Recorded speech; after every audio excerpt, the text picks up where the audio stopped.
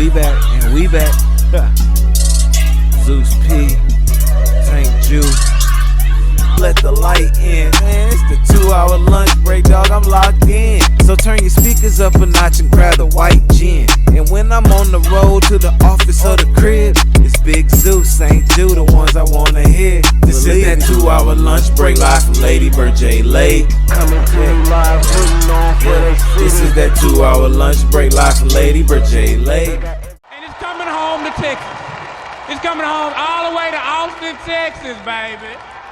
Welcome back to another episode of the 2-Hour Lunch Break Podcast, a podcast for Austin, from Austin. I'm your host, Trotwood Zeus, and today's conversation is going to be a powerful one. Man, our guest is an artist, activist, actress, community leader, and a healer through sound.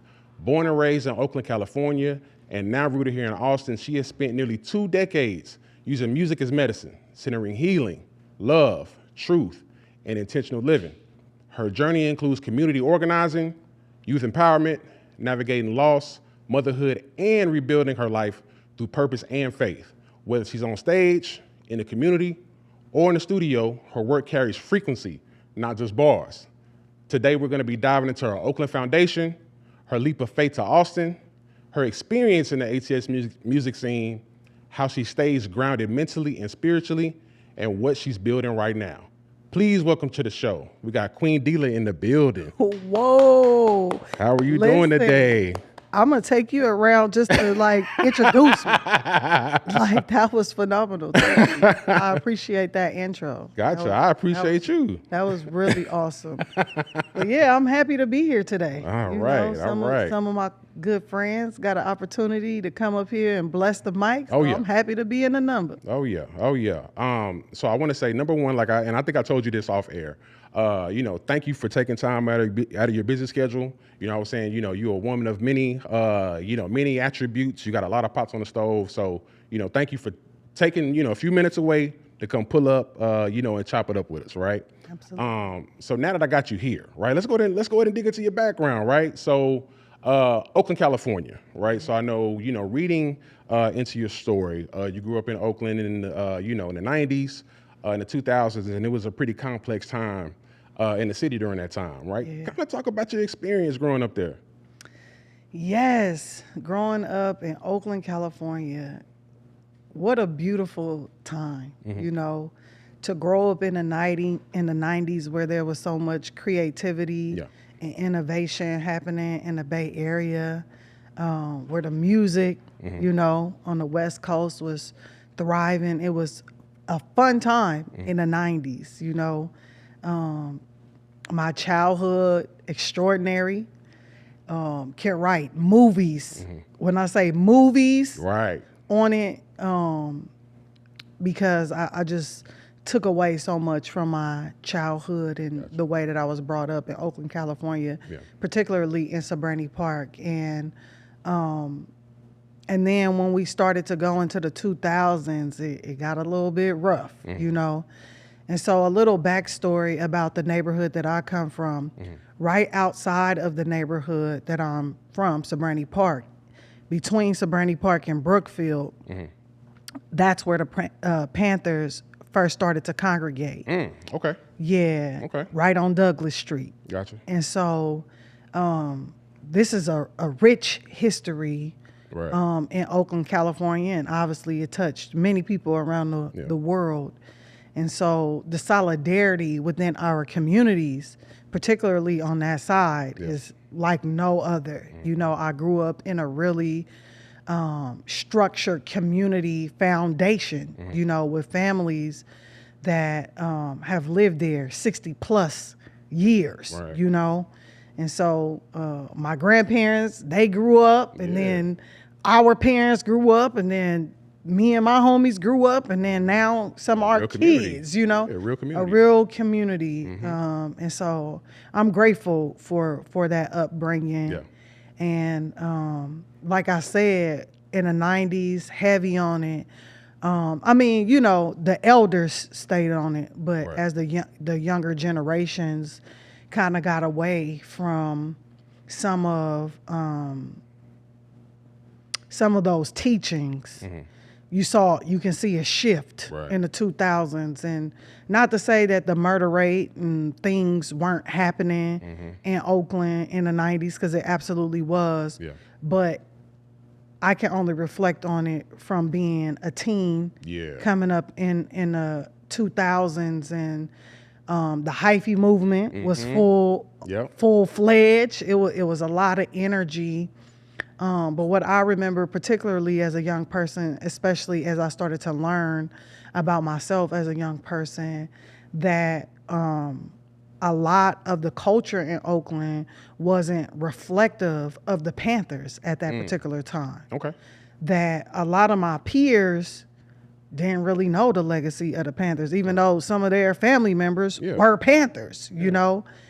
And so for myself in particular, doing youth work in Oakland, it made me lean in to a positive message because I didn't see a lot of that from my peers. And obviously I had those examples from some amazing leaders, first inside of my home, you know, my grandparents taking us to church, and then secondly from community members, community leaders who saw something in myself that I hadn't yet seen, but I was enrolled into what it was that they were teaching me, you know, and the things that I was learning about the Panthers and myself, it made me want to be the transformation that I wanted to see. So even though the hyphy movement was in full effect, you know, and I participated, loved every bit of it, you know, I knew that my messaging had to be bigger than what we was being presented, because hyphy is just all about having a great time, you know, and there's nothing wrong with that. The thing that was throwing that off was just the reflection of our community, you know, the rate that we were watching people die, the rate that we were watching our brothers and sisters go to jail. It just didn't sit right with me, even as a young person. It didn't sit right. And so I wanted to do something about it. You know? And so that's pretty much, in a nutshell, the quick version of what my experience was like in Oakland and kind of what steered me towards having a message and then creating art with my message. So it almost seems like kind of Oakland kind of steered your artistic journey a little bit. Absolutely. You know? Listen, I've been here in Austin, like you said, almost a couple of decades now. Love Austin. My father is from Austin. Yeah. Oh, wow. So a lot of people don't know that. My father was born in Austin. His mother was born in Austin. Her mother was born in Austin. So that's how I got to Austin. I didn't just pull up like, Austin, here we come. Like, I'm about to go to Austin. Like, nah, I have family from here. But they weren't connected in Texas at all. So even though we had roots here and have roots here, and that's a really deep story as well, but Oakland shaped everything that I am. Truly.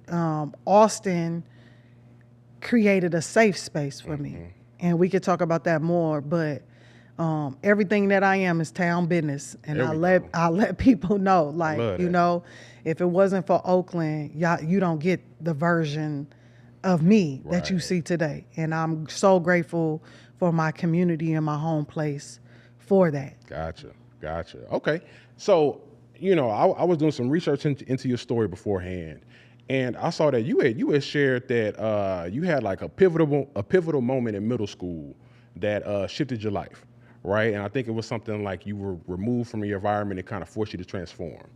Kind of talk about that experience. What was that story? So, you know, I grew up rough. I grew up very rough, and in my community, it was either sink or swim. You know, people that know Oakland and know about Sobrante Park, they be like, "You from one way in, one way out." You know. Notoriously known in Oakland as one of the rougher communities. at this time. Right. And so when I grew up, if you wasn't tough, you know, it'll eat you up. Yeah. And I come from a very tough family, and my family was like, nah, we not gonna get ate up from this. Right. You know, we gonna make sure we leave our stamp, you know? And so that's how I grew up. Yeah. Either you gonna leave your stamp or get stomped on. And I was never gonna be stomped on, but it was displaced anger. Okay. It was displaced anger because I was raised from my grandparents, and being raised from my grandparents and having parents that have done phenomenal things in the world and in the universe, but dealing with drug addiction, it will do something to you as a young person. Right. And I unfortunately have that story. Yeah. And so it made me very angry, just to be honest. And so you couldn't come at me just any old kind of way. If my people tell this story, they'll tell you that girl was a little clocked out when we was children, you know. And I was. I mean, you know, it's something that, you know, I'm grateful for transformation. Right. But in middle school, then was my glory days when we talking about this. And so I wasn't nothing nice in middle school. Okay. I was a class clown. I went in class with the intention of being disruptive 100% of the time. And also with my peers, you couldn't just come at me no kind of way. Right. It was going 100% end up in a fight. Okay. You know, it didn't matter, male or female, you know, that was just how I was. And that type of attitude landed me to get expelled from school. Okay. And in the 8th grade, by the 8th grade, they had enough of me. Yeah. They was like, you know, you've been doing this. Right. Throwing hands. You've been doing this. And also, you know, I got labeled as a gang leader in the 8th grade. Wow. Okay. So I was assigned an officer to me. They expelled me from school. And when I was able to re-enroll in school, that officer was with me. And when I went to high school, that officer was with me. Oh, wow. So they kept that officer close to me. Yeah. Because they was like, yeah, we got to keep an eye on this girl because we don't know. We don't know how it's going to go. Either she can influence for the worse or even possibly influence for the best. But at that time, that was the impression that they had of me. That I was influencing for the worse, and that caused me to be uprooted from my childhood school, that I could just walk to school. Now I had to bus an hour away to school. Okay. And get around people that I absolutely didn't know. Right. But it was the best thing for me. Okay. That's I'm sure that was a culture shock though, right? Absolutely. Yeah. Because, you know, I'm from my hood, you know, and so the schools that I went to were in my neighborhood. My elementary school I could walk to, my junior high school I could walk to from home.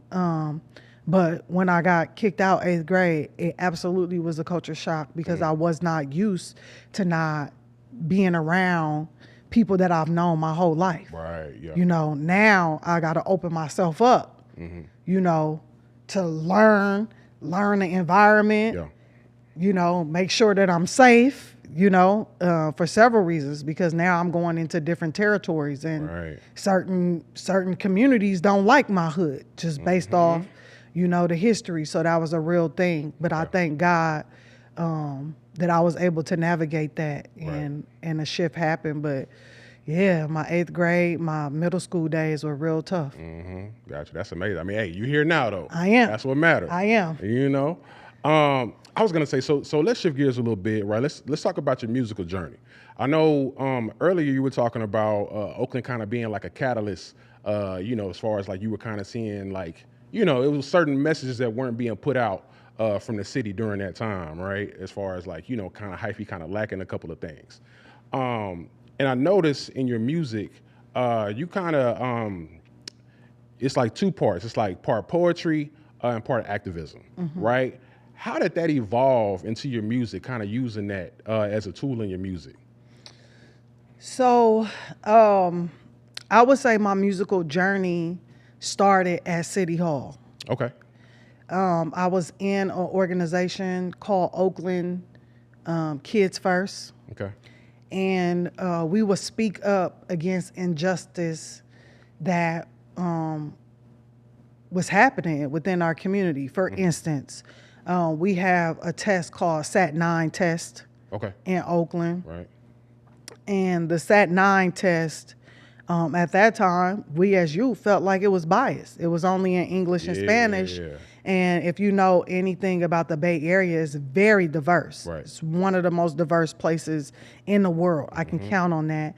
And all my other friends didn't have it in their native languages.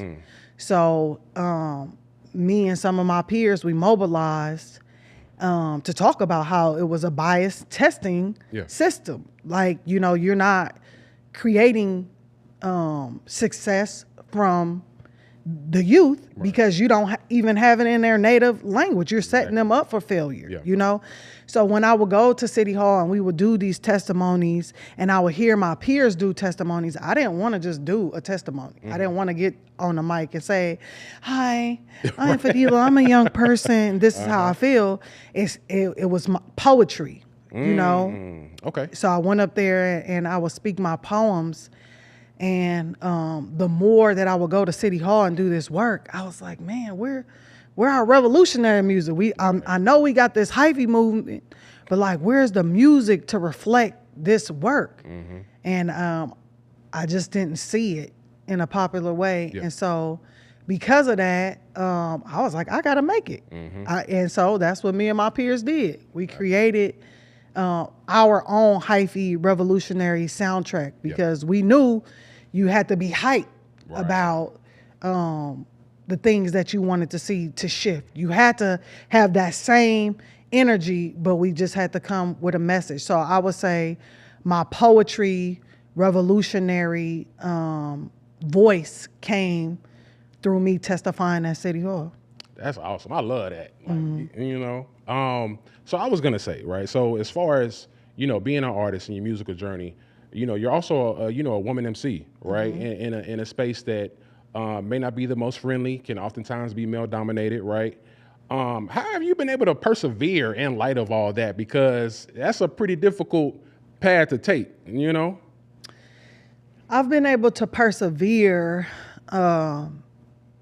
because I was determined, you know, and my determination comes through my faith. Right. As we were talking about early on, and I was sharing with you that I have a strong foundation, you know, with my spirituality that comes from my grandparents who were and are. My grandmother is still living. My grandfather, God rest his soul, yesterday actually was the anniversary of losing him 11 years ago. Oh, wow. Okay.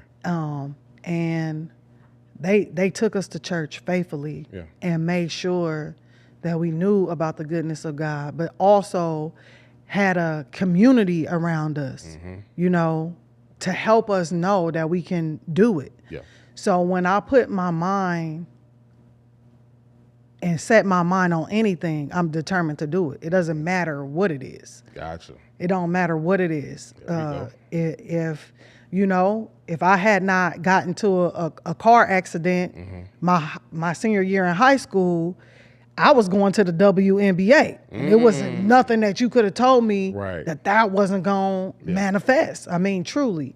But having an injury, like the injuries I had, that wasn't going to happen. And that was also another pivotal point for me when I knew God had a calling for me, but it was going to look different than what I thought I was going to be doing. And so all I could do was write. And that was my healing. And so once I tapped into that, nobody can take that away from me because that was divinely given. You know what I mean? And so even though it's a male dominated industry, I always led and always do lead with love. And that will always translate, and people will always be able to feel that when it's genuine. You know what I mean? So that allowed me to be in places, and that didn't mean I didn't have to go through any discrimination at time and adversity at time. I absolutely had to experience a lot of that as well. But I also had powerful men cheering me on. There we go. And uplifting me. Right. And letting me know I can do it. I believed I can do it, but they also saw that as well. And I'm also grateful for those brothers who stood with me in the trenches. Gotcha. There we go. So, okay. So let's go ahead and shift gears from your musical journey to your move to Austin, right? So I know, checking your backstory, I know I want to say it happened around 2008. 2008 was a really life-altering year for you, right? Absolutely. With that said, what led you to make that move, like to make that decision to go from Oakland to Austin? Because that's not usually a move you see people take. Yes. So in 2008, I lost one of my best friends. His name was Bobby Blue Nose, Bobby Hall. An amazing dude. Right. Me, Bobby, and my brother Ray Righteous, as I like to call him, another survivor. We would do a lot of work in the schools, a lot of work in the prison systems, a lot of work within the community. And in July of 2008, Bobby was murdered, mistaken identity. Ooh. Okay. And that hurt me to my core. Right. It's something that I still can't explain. I can't put it in words, but it hurt me. Yeah. And I had to reflect on who I was and I am as a leader at that particular time in Oakland. And I had a lot of stuff going on, a lot. Like 2008, Queen Deelah asked about me. Facts. Okay. Like, it's a real thing. Okay. But after that happened to Bobby, I felt in danger. Like, it didn't matter if I was being positive. Right. I'm not safe out here. Somebody could feel some type of way. I'm out here being loving and all jolly, and they ain't feeling that. Exactly. And I'm from a place where if they ain't feeling that, they'll do something about it. Yeah. And so it's an unfortunate thing. But I knew at that particular moment, either I'm going to be able to continue to be the transformation that I want to see and help the problems that I see, or I'm about to become a problem because I'm really hurt behind what happened to Bobby, who was like my brother. Yeah. And so I needed to come to a place to heal. And so my ex-husband and I, before we got married, something that we had in common was growing up, both of us born and raised in Oakland, California. Well, both of our fathers was from Austin, Texas. Wow. Okay. Right. God, both. Okay. Super rare. Super rare. And we both Dallas Cowboys fan. I just had to throw that in there. So, yeah, especially in the Bay, like that's a lot of rare stuff happening. Because in the Bay, you a Raider, you a Niner. Yeah. You know what I mean? I don't know a lot of people from Texas, particularly Austin, Texas. Exactly. And so his dad ended up moving here, and he was encouraging us. We had came out here to visit. And also our thing was we would get married and go to Austin, Okay. And so we did that. Right. We had a 5-year-old son at that time. And I knew that I had to get him out of Oakland. I wanted him to have a chance. I didn't want him to have a 50-50 chance of being in the streets or, being the one that made it out. I wanted to actually give him a chance. And so in 2008, we made the choice then to move to Austin, Texas. Gotcha. It was one of the toughest things that I ever did in my life because I never saw myself outside of Oakland until I lost Bobby, or we lost Bobby. Our community lost Bobby. So I was gonna say, so early on, what was the cultural adjustment for all of y'all? Because Oakland and Austin kind of experienced some of the same things as far as gentrification and stuff like that. What was that, you know, once you finally like touched down, what was that experience for you like early on? It was a culture shock. Okay.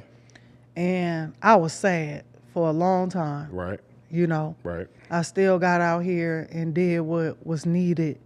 But it was tough because I knew a couple people, but I hadn't like found my community yet. Right. You know? And so because of that, it was tough. It was tough. The adjustment. I'm from a place that's very cultural. Right. That's very diverse. And when we talking about culture, we talking about people that come together. So I wasn't used to the separate people being separate, you know. So it was tough. Yeah. Like my first 5 years here, I went to Oakland quite a bit. I went to Oakland probably at least about 4 or 5 times a year. I had to go home like every few months, you know, every 2 months to like kind of like be like, okay, I'm out of Oakland, but I'm still here, you know. So it was tough. Gotcha. So I'm curious. I know during that entire journey, coming from Oakland to Austin, I know your mental health was a big factor during that entire ordeal, right? So with that said, I know you also speak openly about mental health. Why do you feel like that conversation is important to you? It's important to me because a lot of people are suffering in silence. My oldest brother, Tommy, God rest his soul, he had mental health, but it wasn't classified as mental health growing up. All I was told was that he had a mental breakdown. And Tommy was just quiet, and he kind of stayed to himself and would like be in a room. And as a young person seeing that, and now being an adult and understanding what that was, there weren't enough people advocating for him. Right. And it's because people didn't know. Yeah, you got the knowledge now, you know. And now that we know better, we got to do better. Exactly. You know, and I've had my own mental struggles myself. Like I said, coming from Oakland to here, like, it'll do a number on you. Right. But again, my faith has always been stronger than any obstacle that have come at me. Yeah. But everybody don't have that faith foundation. True. So then what do they have?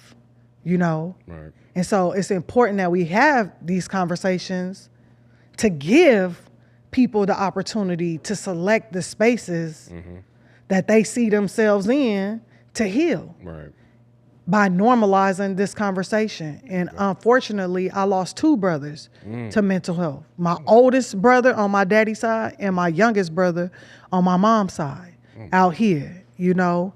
And so it's a big thing for me. And I've lost friends to mental health and other family members. And so it's not a joking thing when we are talking about our relationship in America as Black people.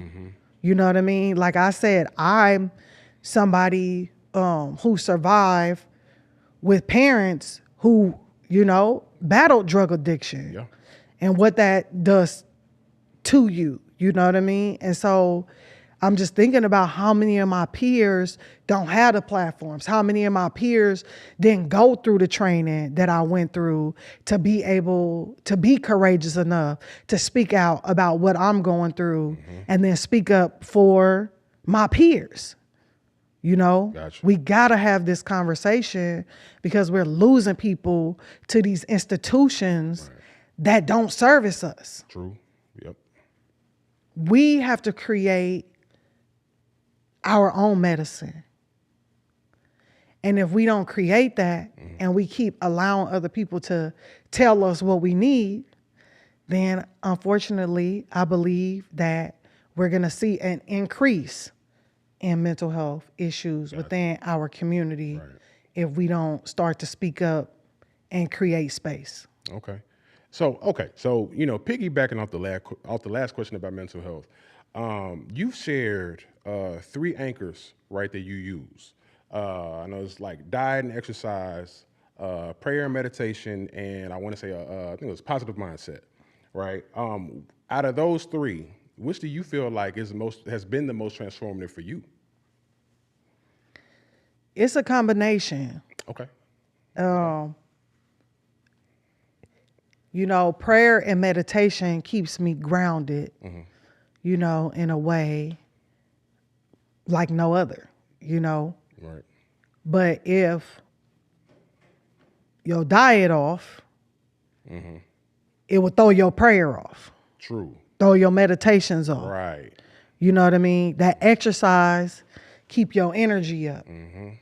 So it all works together. It's like the body. Connected. It's Yeah. the body, it's the head, it's the arms, it's the legs. Yeah. It all works together. And so I wouldn't put one before the other. I would just say those are the things that work for me. Okay. That if I can give advice and it lands or it speaks to someone, that these are some tools, but I'm not saying that just because these tools work for me, Right. they will work for you. But again, for me, that's how I see it. I see it like the body. It all works together. There we go. Okay. So shifting gears kind of back to your experience in Austin. Let's also talk about like your experience with the Austin music scene. Right. So you've been part of Austin's creative, ecosystem, like we were saying earlier, almost 2 decades, right? What keeps you rooted here of all places? I know you came here for a specific reason, but what keeps you staying here and involved in the Austin music scene? What keeps me here is that this is bigger than me. You know what I mean? Okay. If it was just about me, I would have left a long time ago. Right. If I can keep it 100. But I saw the opportunity to expand and to be a voice in a space that I think were blind spots for some people.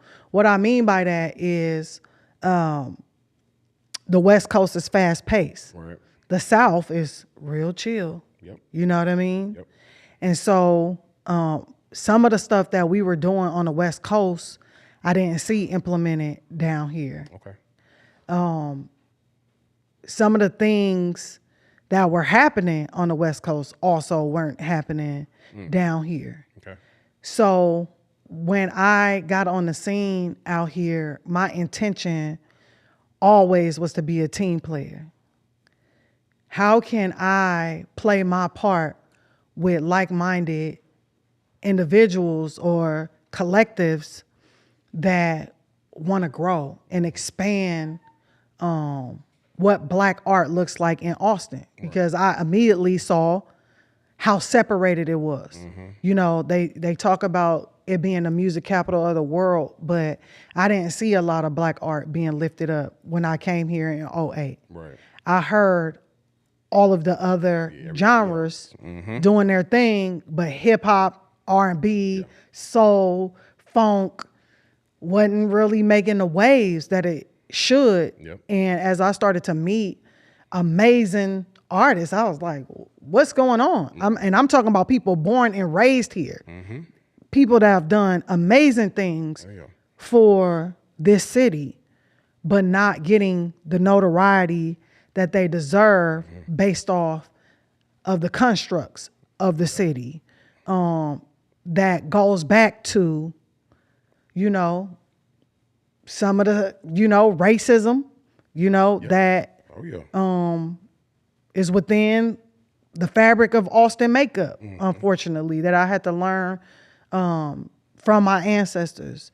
And so because of that, again, when I came here, that was always my intention, to click up with people like myself and let's build something bigger than ourselves that we can create a machine for the young people coming behind us. Gotcha. You know what I mean? So that when other MCs, poets, what musicians come here, they can find their community quicker Right. You know what I mean? Okay. Than what it was for me. Because like I said, it took some years for me to really find my footing here, even though I was out there and people knew me and I was in plays, but still, I was still like struggling, you know, for that community. And then when I finally got it, you know, I never let it go. Gotcha. And again, that's my intention. Gotcha. Still today, you know, is to continue to build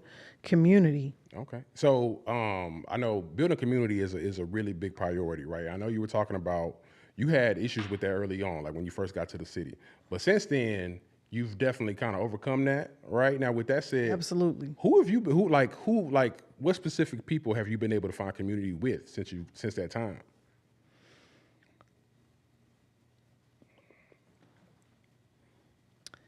Particular people that I've been able to find community with. I mean, I think it shifts, Okay. you know, throughout my time, Right. you know, here. And so I don't want to say names, Okay. Gotcha. just to be fair, because I've connected with a lot of amazing people. Right. What I will say is that in connecting with, you know, my people, we all are clear on the intention, you know, and in the times that I've had to do other things, you know, people just had different intentions, you know. Okay. And so that's why I want to say that, because my community have looked different. Like people can tell you, oh, I seen her with such and such, and I seen her with whoop whoop them, you know. And again, it's all love. It's a part of my journey. It's a part of, you know, a lot of amazing things that I've gotten a chance to do here. And so I would say my community always consists of divine alignment. That's what I would say. Okay. And so the people who vibrate on that, that's who you see me with. There we go. You know? Okay, I love that.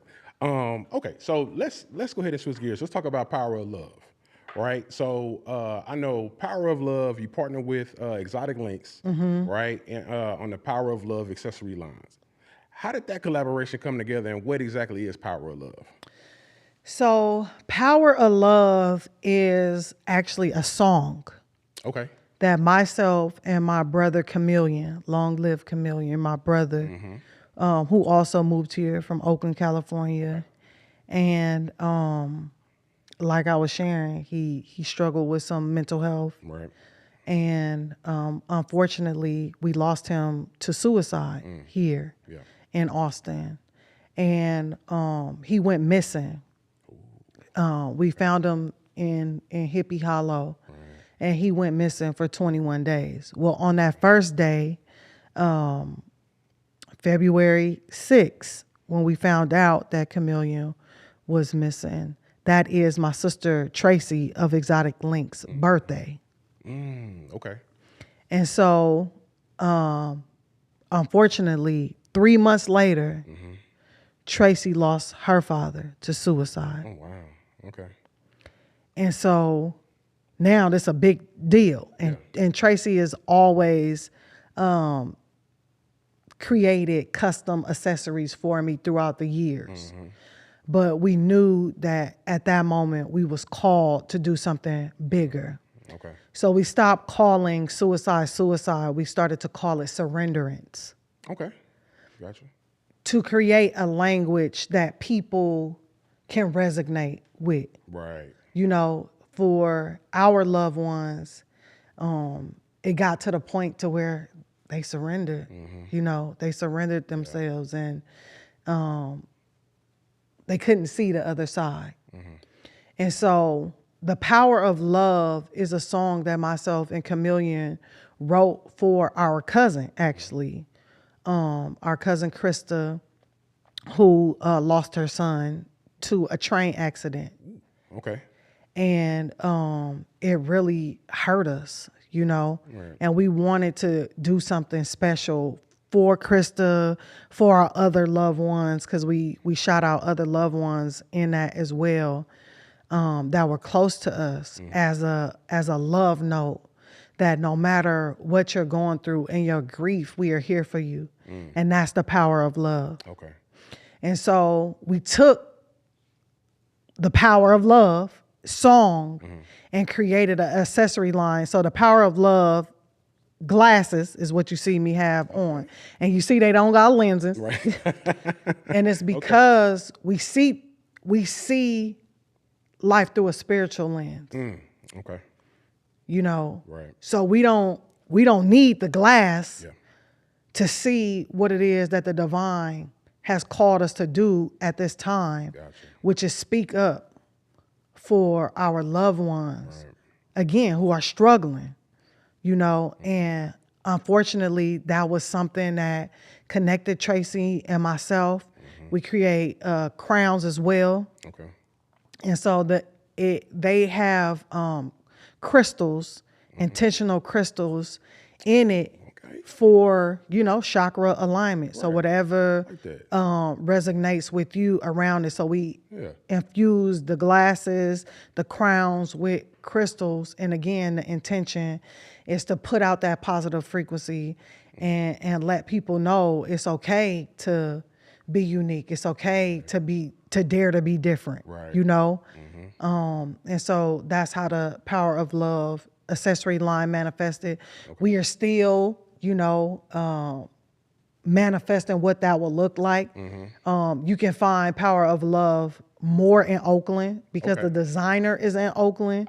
So a lot of our family support out there. Right. But Tracy also comes out here often, and we create stuff. She leaves it here in Austin, and then I do pop-ups from every now and then and again. So I do have power of love accessories here.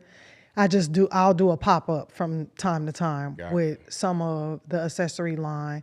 And again, we just want people to know that love is transformative. And if we really tap into that frequency, we can shift everything. Oh, yeah. I mean, everything. Right. That we see happening. We really believe that. Okay. You know. So what have some of the early reactions been like?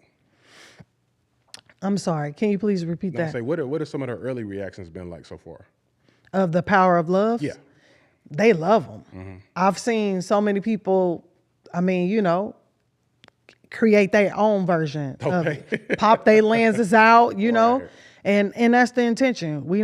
I don't feel no type of way about it. I feel that was the intention, was to inspire and show people something different. And that's something, you know, with Oakland, we big on our stunner shades, you know. Yeah. Our swag is a little different in the Bay, and I just wanted to offer that piece of myself as well, you know, through the power of love. And like I said, seeing things from a spiritual lens. Gotcha. Okay, so I'm curious, like, so what's the vision for Power of Love as it continues to grow? Are y'all maybe looking into like doing some, I know you say you did pop-up shops, maybe some more pop-up shops, or maybe like a brick and mortar? Like what are you thinking long term? I think infinite possibilities. Tracy, Exotic Links, she was in the store in Oakland. Again, she does lots of markets and pop-up shops in the Bay. But when we are speaking into our future, I think infinite possibilities. Yes, we want a brick and mortar. Yes, we want to go international with this brand. We say yes to anything that aligns with the expansion of the brand. And you know, people feeling good about themselves by putting on, you know, some of our glasses or crowns. You know, we see our crowns being in pageants. And when I first launched the crowns, people were saying like, are these going to be in pageants? Yes. You know what I mean? I'm going to say yes, you know?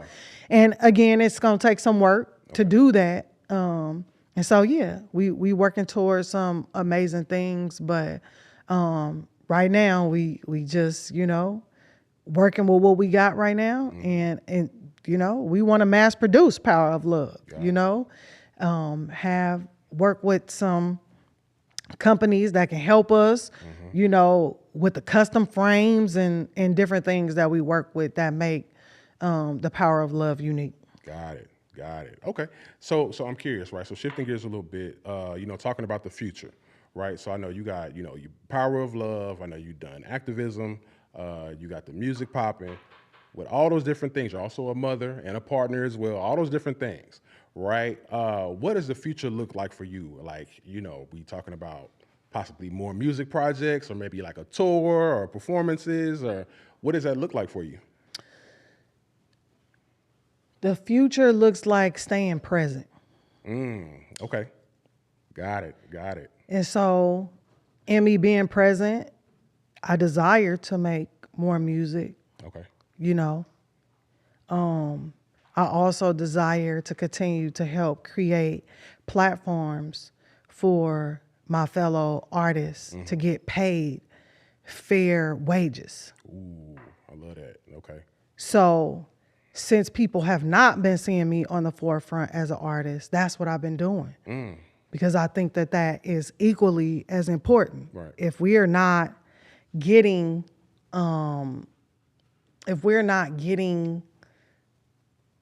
the rates that we deserve,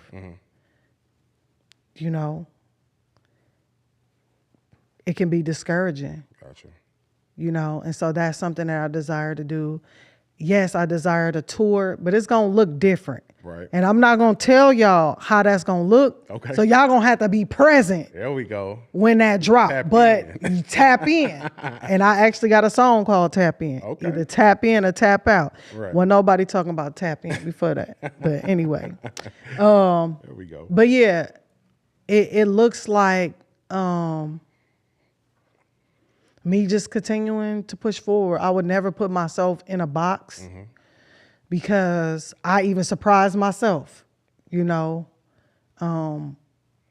with all of the amazing things that come through my vessel just from being willing. Right.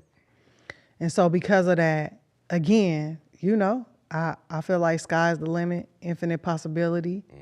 I definitely have some things in store for y'all. Yep. So just stay tuned. We got some big stuff. We got some festivals. We got some music. We got, There we go. we got some stuff. All right. There we go. Okay, so let's go ahead and shift gears. Before we wrap up, we got the final question of the night, right? And we actually talked about this off air. We asked this question to everybody that comes onto the show. So, you got a chance to, be on a podcast, good conversation, good vibes, all of that, right? So with that said, who do you think would be a good guest for the podcast in the future? Now, before you answer, this has to be somebody in your contacts, somebody you know personally, like, somebody you can hit up, be like, hey, I pulled up on the 2-hour lunch break. Y'all need to do the same thing. Who would that person or people be? Whew. Now, you feel free to listen as many as you want. Listen. I'm open to whoever. I would say, okay, I'm going to list a couple of people. Okay. I would say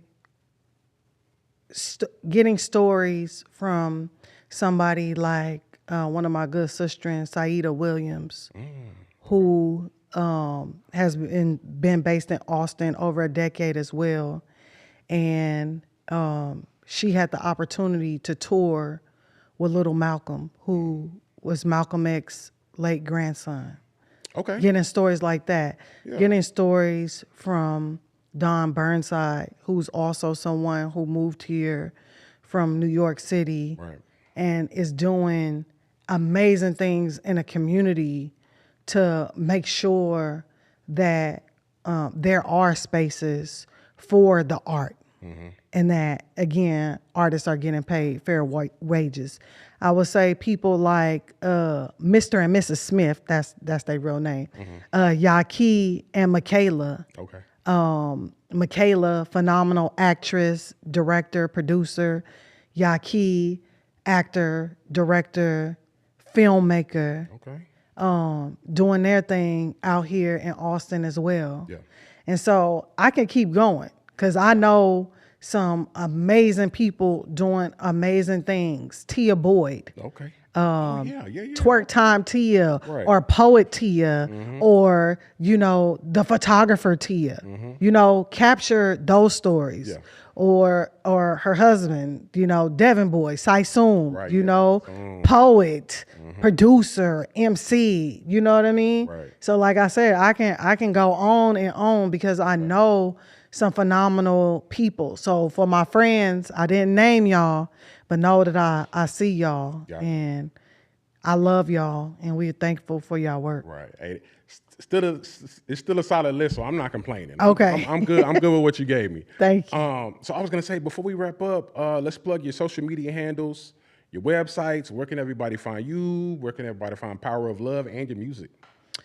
So you can find me on all social media platforms at Queen Deelah. So Deelah spelled Deelah, Queen Deelah. Also at The Real Queen Deelah. So on Instagram, I have 2 pages. Queen Deelah, The Real Queen Deelah. On TikTok, The Real Queen Deelah. X, Queen Deelah. So it's in between The Real Queen Deelah and Queen Deelah on all social platforms. You can find my music on all streaming platforms under Queen Deelah. And then I also have my Bandcamp up where people can come and, support me directly. Right. I have that set up because we know how these streaming systems are. Yeah, so if you wanna support me directly, you can go to www.queendeelah.bandcamp.com. You can find actually my latest single that I did not put out on no streaming platforms. I have a distribution with Empire, by the way of a couple of different like sub record labels. Right. But again, that helps get my music out there, but we know what is going on with the streaming. And I'm grateful, to get my stuff out there for the world. Yeah. And we also have to be creative and innovative around how we pay ourselves and get paid as artists. Yeah. So Bandcamp is just a space that you can come and support me, and I get more of those proceeds. There we go. Hey, y'all heard it, man. Tap in. Tap in. All right, man. I was gonna say that wraps up this edition of the 2 Hour Lunch Break podcast. Big shout out to Queen Deelah for pulling up, chopping it up with us. Thank you. Shout out to our production behind the boards. You can find him on Instagram at Cafe Yodo. If you're rocking with the conversation, make sure to like, subscribe, and turn on your notifications on YouTube so you don't miss a drop.